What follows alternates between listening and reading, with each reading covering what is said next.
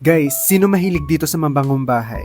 Ito na ha, share ko na sa inyo itong aromatherapy machine na to. So, imagine pwede mo siyang ilagay sa desk, sa kwarto, or kahit i-wall mount mo. So, meron na siyang adhesive, pwede mo siyang idikit sa pader.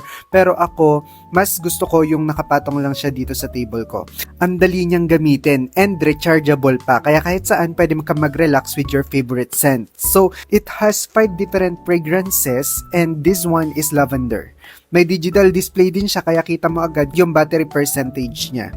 So, meron siyang 5 settings. So, number 1, mag-i-spray siya every 5 minutes. Number 2, mag-i-spray siya every 10 minutes. And number 3, mag-i-spray siya every 15 minutes. Yung number 4 naman, ito yung dire-diretso lang yung pagbuga niya ng usok. So, medyo magastos siya. So, ako, I prefer it. Number 3 lang ako para tumagal. Saktong-sakto na yon para mapabango tong kwarto ko. Sobrang affordable guys, kayang-kaya nyong bilhin to. So kung gusto niyo ng fresh, relaxing at mabangong vibes 24/7, click nyo na yung link sa baba, baka maubusan pa kayo. So check out na.